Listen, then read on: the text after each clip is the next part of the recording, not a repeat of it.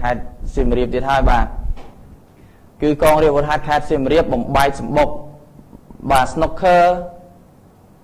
បាទផាសអាងអង្គរជាកន្លែងចែកចាយថ្នាំញៀនយ៉ាងសកម្មបាទយើងក៏លេខមកមើលបាទជាមួយនឹងកន្លែង snooker ក្រោមការចង្អុលបង្ហាញពីអភិបាលខេត្តលោកខឹមប៊ុនសុងនិងជាគណៈកម្មការខេត្តក្រោមការដឹកនាំរបស់ឧត្តមសេនីយ៍ត្រី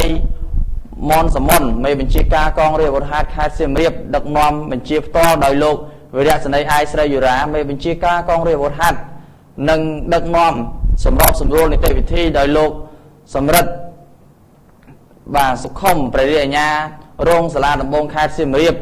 នៅថ្ងៃទី20កញ្ញាឆ្នាំ2014នៅវេលាម៉ោង 11:00 បាទគឺកងកម្លាំងការិយាល័យស្រាវជ្រាវគឺញៀនកងរាជអាវុធហត្ថខេត្តសៀមរាបបានចុះបង្ក្រាបករណីជួញដូរថ្នាំញៀននៅក្នុងក្លឹប snooker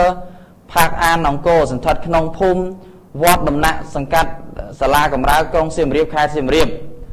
គឺបង្ក្រាបនិងចាត់បានមុខសញ្ញាចែកចាយនិងប្រើប្រាស់គ្រឿងញៀនដ៏សកម្មបំផុតក្នុងខេត្តសៀមរាបដែល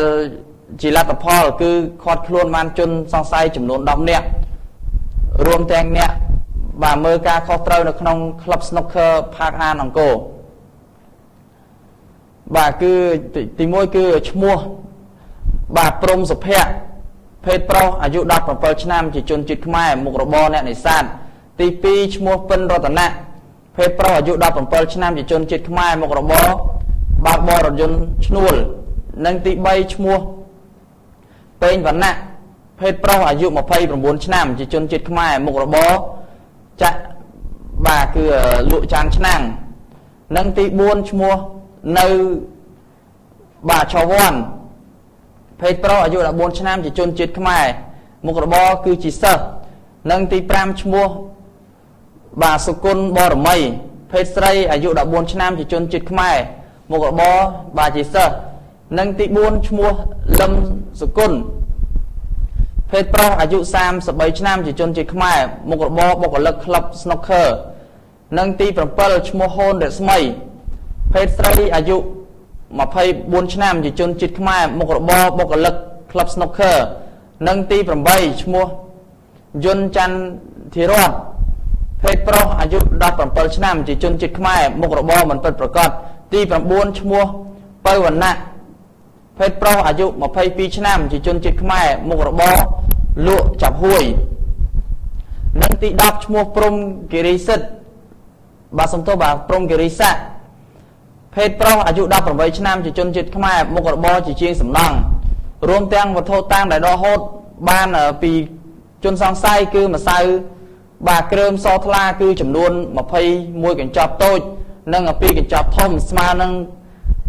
37.37 ក្រាមទូរស័ព្ទដៃ6គ្រឿងម៉ូតូចំនួន4គ្រឿងនិងឧបករណ៍ជក់មួយចំនួនហើយជនសង្ស័យបានឆ្លើយសារភាពនៅមុខបាទចំពោះមុខសមត្ថកិច្ចថាខ្លួនបានប្រព្រឹត្តនិងចែកចាយគ្រឿងញៀននៅក្នុងក្លឹប snooker បាទផាកអានអង្គរនេះពិតប្រាកដមែនចំពោះ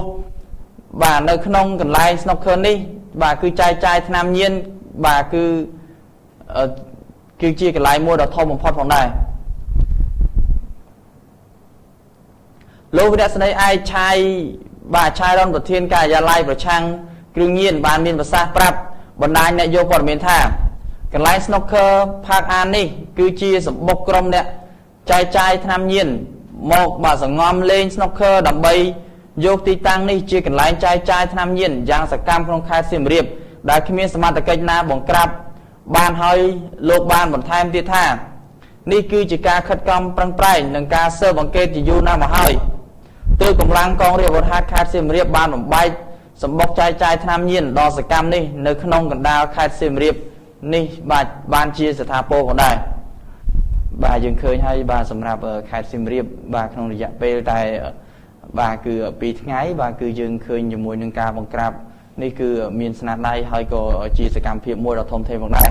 ដែលទី1នោះគឺការបង្ក្រាបបាទគឺចំនួនបាទមានប្រុសមានស្រីចំនួន4នាក់ហើយឥឡូវនេះគឺយើងមាន